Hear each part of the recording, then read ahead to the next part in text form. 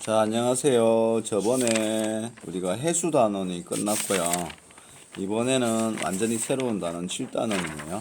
열로 들어가는데, 열에 보니까 이제 열 관해서 하는 거하고 비열, 계산하는 거, 이런 게 좀 나오는데, 일단 교과서 열이 몇 쪽에 있는지 한번 봐야 되는데, 교과서 한번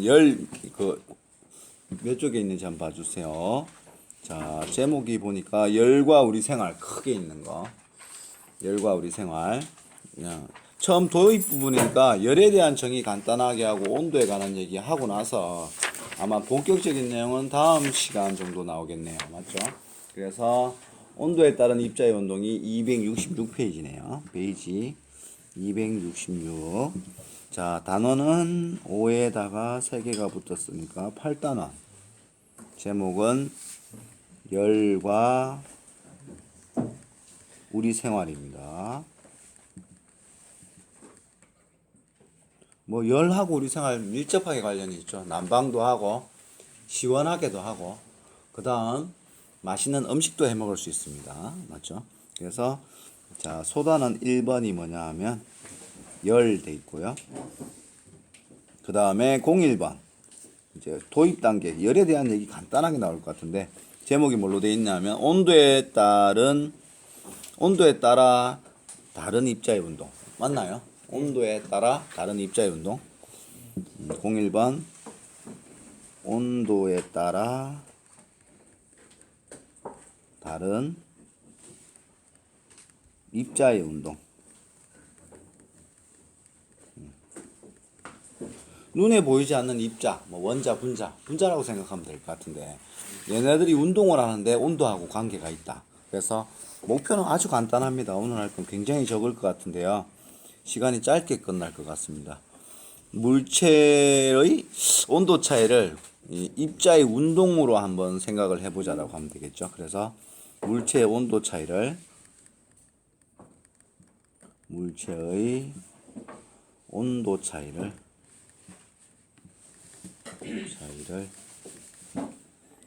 구성 입자의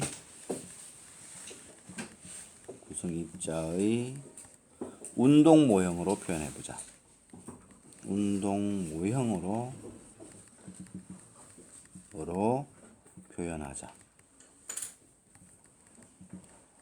오늘 할 내용은 굉장히 쉽고 간단한데 그 원리는 꼭 알아야 돼요. 맞죠? 그러니까 구성 입자 운동이 활발하면 온도가 어떻고 둔하면 어떻고 이런 걸 꼭 기억을 해놔야 다음에 어려운 걸 접근하는데 이해하기 쉬울 겁니다. 그래서 자, 첫 번째 내용이 보니까 온도. 여러분도 온도라는 표현 모르는 친구 없지 싶은데요. 바깥으로 나가려고 하니까 이게 학습 목표 때문에 안 되니까 안으로 들여서 쓸게요. 갈로 1번 해가지고 온도라는 거 굳이 이런 거 막 다 외울 필요 없어요. 여러분들이 알고 있는 온도 정도 생각하면 돼요. 뜨겁다, 차갑다. 과학적 정의는 온도라고 하면 물체의 뜨겁고 차가운 정도를 수치로 나타낸 것. 뭐 이런 거 외울 필요 없습니다. 그냥 온도는 온도다 이 정도만 알면 되고 있는 내용이니까 적어주는 거예요.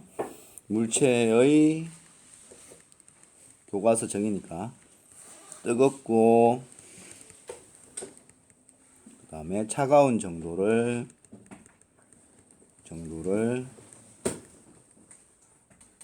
수치로 나타낸 것.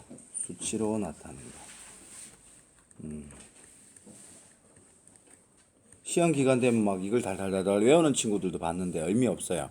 그러니까 외우고 있는 것보다도 이 온도는 여러분들이 알고 있는 상식 수준의 온도, 뜨겁다, 차갑다 이렇게 생각하면 되고 그걸 가지고 이제 입자의 운동하고 활발함이나 둔함 이런 걸로 연결짓는 게 더 중요한 거니까 이런 용어에 관련돼서 중요한 거는 꼭 제가 외우라고 얘기를 해주는데 이거는 외울 필요가 없는 거죠. 온도라고 알면 되고요. 그 다음에 이 온도라는 것이 관련되는 게 뭐다? 입자의 운동과 관련된다. 이런 내용을 알아야죠. 2번 해가지고 입자의 운동.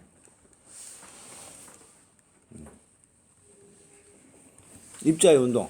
눈에 보이지 않지만 온도가 있는 물질은 입자의 운동을 합니다. 그럼 0도씨라고 하는 거는 0이니까 운동을 안 한다. 아닙니다. 0도씨 물체.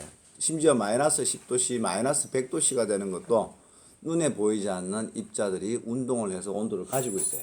그 이론상 고등학교 가면 배우는데 입자의 운동이 없어지는 상태가 절대 온도 켈빈이라 하는데 0도예요. 그게 그러면 마이너스 273도씨 정도 될 겁니다. 그 온도 되면은 이론상 이제 입자 운동을 안 하는데 실제로 모든 물질은 가열하지 않은 상태에서도 실온에서 운동을 하고 있다는 겁니다. 그래서 입자의 운동, 그래서 물질을 이루는 눈에 안 보이는 작은 입자는 끊임없는 운동을 한다라고 알고 있어야죠. 맞죠? 물질을 이루는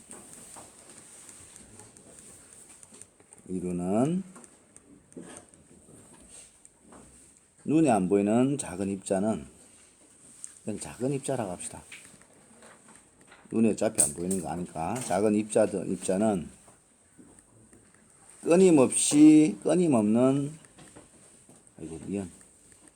끊임없는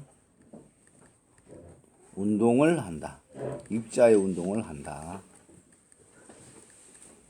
그리고 요걸 교과서에서 모형으로 표현해보자. 학습 목표에 구성입자의 운동 모형으로 물체의 온도를 표현해보자라고 했으니까 3번에서 우리가 할 목표가 나오죠. 뭐냐면 온도에 따른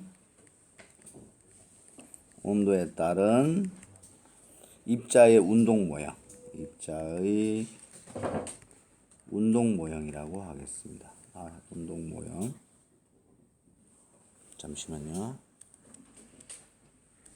운동 모형이죠. 온도에 따른 이 운동 모형. 그래서 전자 현미경 같은 걸로 봤을 때 실제로 입자를 여러분들이 표현해 보면 교과서에 그림이 잘 나오는데요. 열을 많이 받은 상태, 열을 안 받은 상태, 뭐 이런 걸로, 아니면 고온, 저온 해가지고 서로 비교해가지고 어떤 모양으로 나타나는지 한번 탐구해 봅시다. 그러면 두 개를 비교해 봅시다.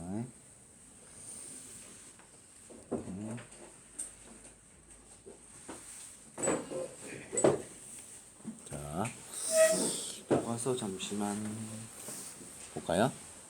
자, 어느 정도로 그려져 있는지 한번 볼게요. 자, 운동 모형이 나오는데, 자, 이런 식으로 나와 있네요. 자,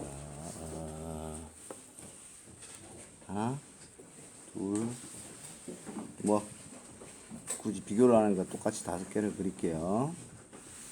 눈에 보이지 않는 작은 입자들, 분자들이 있다. 그리고 하나는 저온 할까요? 낮을 때. 저온, 온도가 낮은 상태.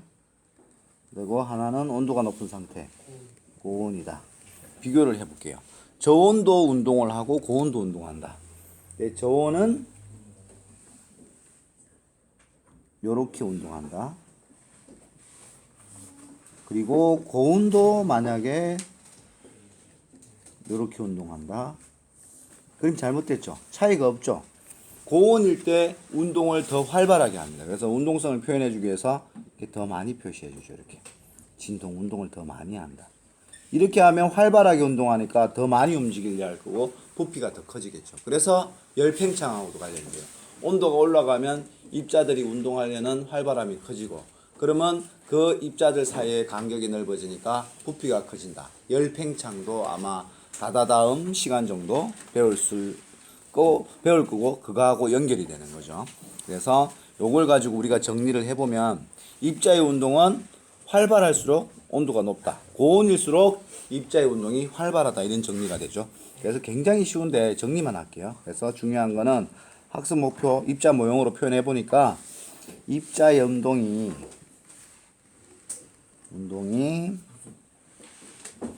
뭐 할수록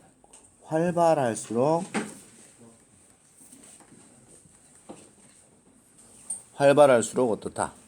온도가 높다. 펜이 많이 미끄러지네요. 그리고 입자의 운동이 활발하다 반대, 둔하다는 표현을 쓰죠. 둔할수록, 그렇죠? 온도가 낮다.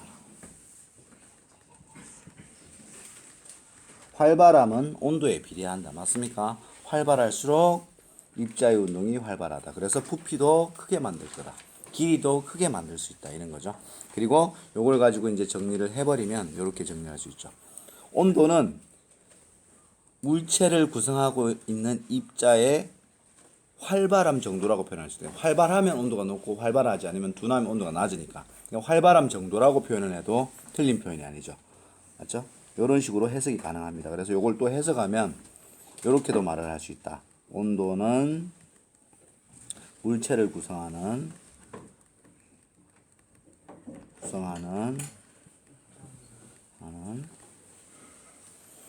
입자의 활발한 정도를 나타낸다. 입자의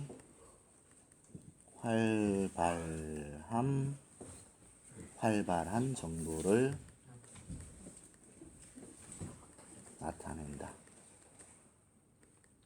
이렇게 정리하겠습니다. 글자가 좀 많이 미끄러지는데 이게 펜이 좀 이상하네요. 그래서 열 처음 들어갔는데 1단원에서 온도에 따른 입자의 운동. 입자의 운동이 활발할수록 온도가 높다. 요거 간단하게 모형으로 봤고요. 너무 쉬운 내용입니다. 그리고 나서 다음 시간에는 이 입자의 운동을 통해서 이제 열이라는 게 밝혀졌고 진동을 하고 하는데 이 열이 이동합니다. 고온에서 저온으로. 이동할 때 전도 대류 복사해 가지고 어떤 방법으로 이동하는지 이동하는 방법과 특징, 예시 같은 걸 공부할 거고요. 그 다음 시간에 열평형 상태, 뭐 찬물하고 따뜻한 물 섞었을 때 미지근한 물, 온도가 유지되는 같아지는 그 온도를 찾고 거기에 약간 순식을 섞어 가지고 맞죠? 그 물이 몇 도씨가 될 건지 아니면 섞어준 물이 몇 그램인지 질량 같은 거를 계산해내고 이런 부분도 조금 응용해서 해보겠습니다. 오늘 첫 단이라서 굉장히 쉬운데 기초니까 꼭 기억할 거는 요 색깔로 되어 있는 부분 정도만 기억해 두시면 앞으로 공부하는데 어려움이 없을 겁니다. 네, 수고했어요.